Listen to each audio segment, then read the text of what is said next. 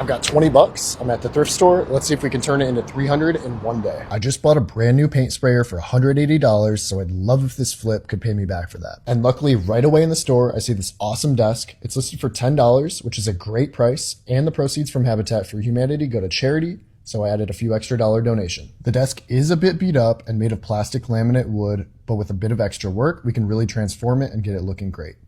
Alright, I just got back and unloaded the desk. So the plan here is we're actually going to cut out the middle and turn this desk into 2 nightstands. And then since this wood is not real, it's all laminate, we're going to paint it all black. And then we're going to add these brass handles to the drawers. Let's get started. To kick things off, let's first take out all the drawers and take off the old handles.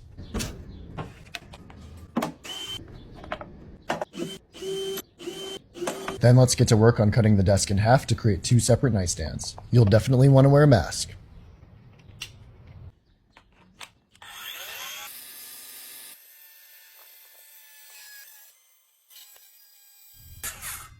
Now we need to get rid of some extra bits of wood with this oscillating tool. These aren't the most perfect cuts, but with some wood filler and sanding, we can smooth everything out later. And to fix the loose laminate, I brush on some wood glue and use clamps to hold pressure until it dries. Now let's fill any holes and dents with wood filler.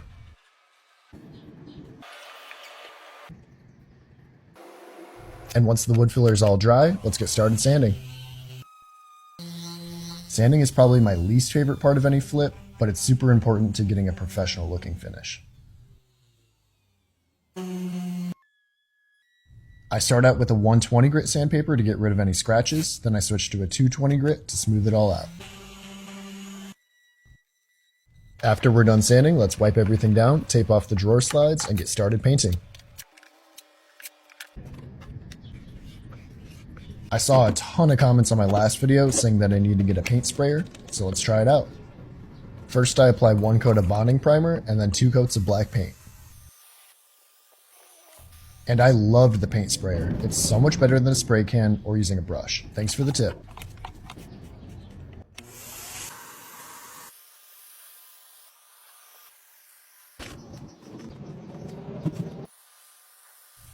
If the first coat doesn't completely cover all the gray, don't worry because the second coat will give it that solid black finish. The sun is starting to get a bit low, so while we let that last coat of paint dry, let's start adding the handles to the drawers. Just a reminder, this is what the desk looked like before and after. I really like how they turned out. The transformation is really cool and nightstand sets are selling really well right now.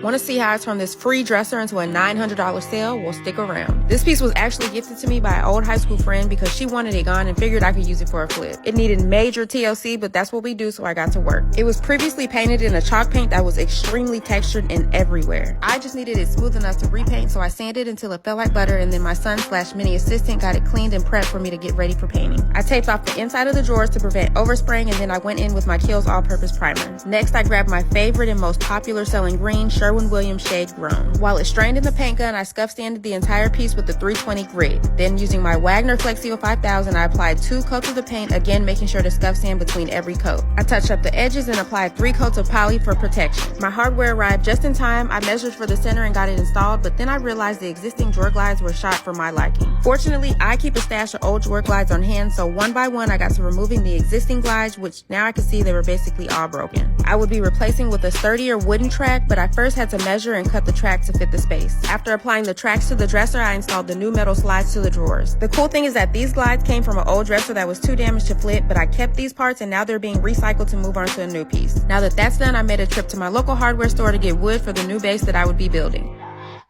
I measured my dresser, marked my oak wood, then using my miter saw, I made the appropriate cuts for my new base and legs. Now that I have all my pieces cut, I made pocket holes throughout, then I secured everything together with wood glue and pocket hole screws. I used a clamp to hold the base in place while I secured it to the dresser, and just like that, she's done.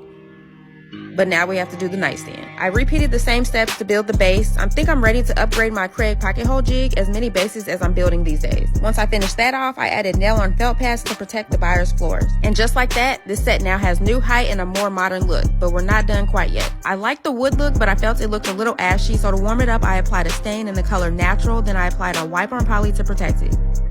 So just to remind you, this is what we got for free. She was almost headed to the dump, but here she is now. To break down the sale, I got it for free. I spent $120 and sold it for $900 minus expenses. I made $780, invested 8 hours, meaning I made $97.50 an hour. Okay, bye. Welcome to another episode of Redesign That Goodwill Find, where I redesign things I find at Goodwill, and you, the viewer, get to tell me if you like it or not. Come along! First, as always, we will be removing these offensive handles, and if you don't think they're offensive, I can guarantee you'd change your mind if you had to remove this many handles from one drawer. Time to remove the dust and dead skin cells.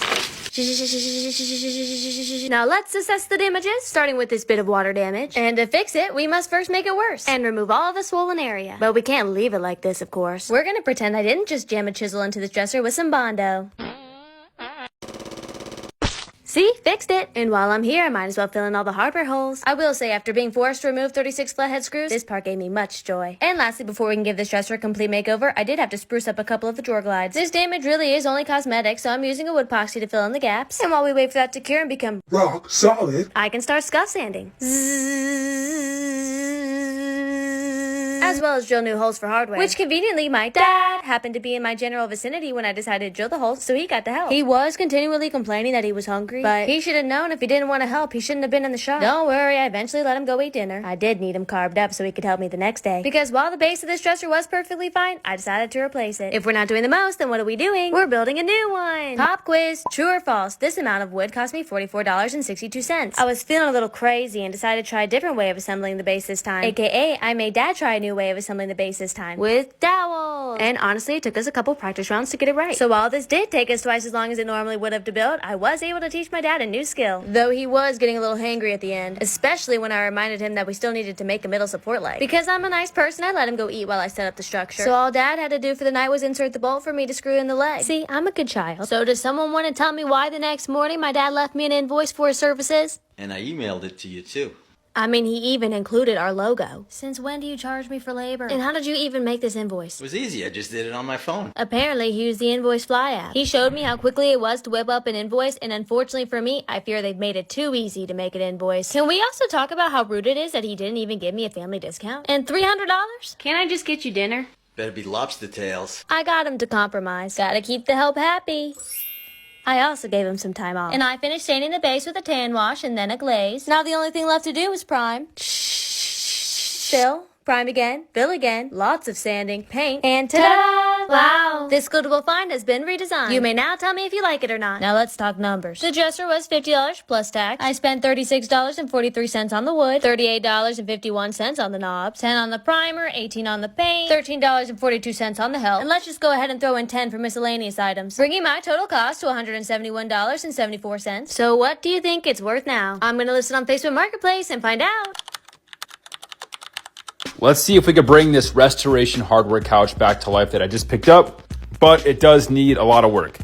As you can see, it is worn to the bone. There is no color left. So let's see if this is even possible to work with. So step one, we'll take the cushion, we'll apply some heat here, mixed in with some leather conditioner.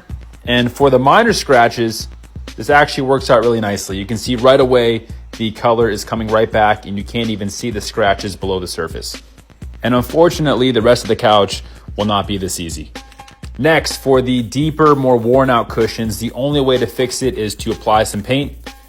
So I'm taking some brown Bear spray paint here, mixed in with some actual leather Brillo paint. Just gonna mix the two together. The Bear acts more like a primer, and the Brillo leather paint is more for a color match. And you can see, already looks a lot better. We'll apply some more heat, mixed in with some cold conditioner. This is a secret. Want to put your conditioner in the refrigerator so when it all applies together, it almost cures the entire surface. The other cool thing with this is it will not dry sticky. You would never know it was painted. For the frame, all we need is just some conditioner. It's not too worn out. Just a little bit here and it looks good as new.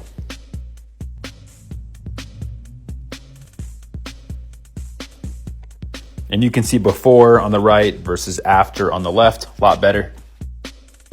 Now for the worst of it, the corner cushion. Just gonna do like before where we take some heat mixed in with the Bear spray paint.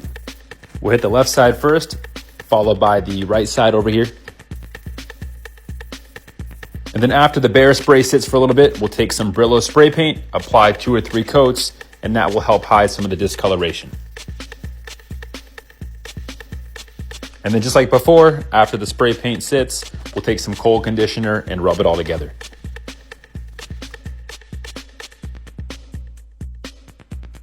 And before we take it in for pictures, we want to take our wet vac and remove some of these stains on the underliner.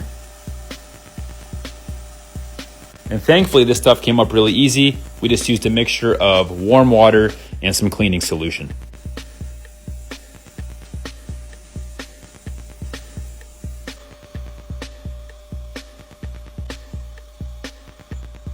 All right, now it's time to bring it in for staging and pictures. This couch is extremely heavy, so besides a small piece, I'm gonna have to use a dolly for it.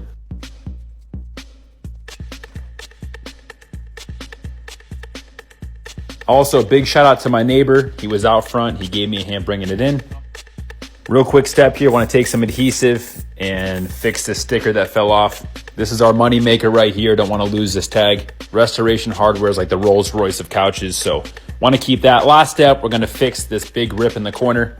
When there's a rip like this, there's not much you can do. You can either patch it or you can try to sew it up. Sewing leather is very difficult. I like to sew it. I think it looks better than having a big patch on the corner. So just little by little here, we're gonna rope this thread through, tie it together. Not perfect, but it looks a lot better than before. Just gonna toss all the cushions on. You can already see the color looks a lot better. We'll toss the coffee table in there, and just like that, it is all done. It looks 100 times better than it did before. We did a really good job bringing a lot of that color back, but it's nice. It still kind of has that natural distress look like it does when you buy this stuff. And believe it or not, if you guys want to look it up, this couch new is probably $15,000. So super excited for whoever ends up buying this. They'll save a lot of money and they'll have a really unique couch. So let's get it posted and get it sold.